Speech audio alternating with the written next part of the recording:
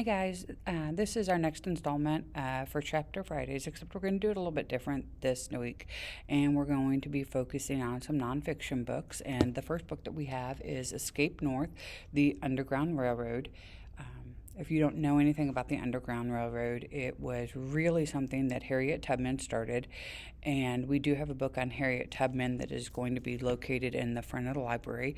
This one is actually located in our nonfiction section, so that's going to be in the horseshoe area that's in the library, and it's in the very first section, and it is in the American history section. And so we're just going to kind of read a couple of pages on this one. So here we go. So we have, it's 32 pages. It's a real short book, but it's got a lot of great information in it.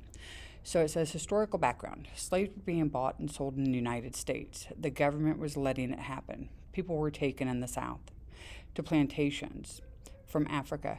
They were forced to work. Many people thought this was wrong. Abolitionists, and if you don't know what an abolitionist is, that's people who fought against slavery. They wanted the slaves to be free. Slaves escaped. They ran away from the slave states in the South. They ran to the free states in the North. They ran to Canada. Some went to Mexico. The Underground Railroad helped fugitive slaves. It was a secret system. It had safe houses, which were hiding places. It had secret roads that were formed in the late 1700s. It was most popular around the 1850s. Flash fact. During the Civil War, the Mason-Dixon line was the border between the southern and the northern states. And then it's got some pretty cool pictures in it. And so this is one of the markers that helped you identify where the Mason-Dixon line was at. And then they have another flash fact, and it says, fugitive slaves faced many hardships. And if you're not aware, a lot of the slaves went through different whippings and things like that, and then they give you some pictures. And it says, people passed notes to the slaves. They sent secret codes. They did this in songs. They did this by marking trees. They helped guide slaves from place to place. They were called conductors, and Harriet Tubman was probably one of the most famous conductors.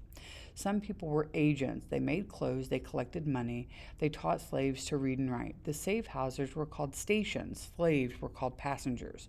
The Underground Railroad was a dangerous business. Helping slaves was against the law. When caught, people were punished. It was especially risky for fugitive slaves. Slaves could be killed. For many, freedom was worth it. The Underground Railroad helped save over 100,000 slaves. This book goes on and it continues to give you lots of really cool information and some things like that. If you want to check this one out, again, it's located in our American history section, which is in the horseshoe section for the nonfiction part of the library.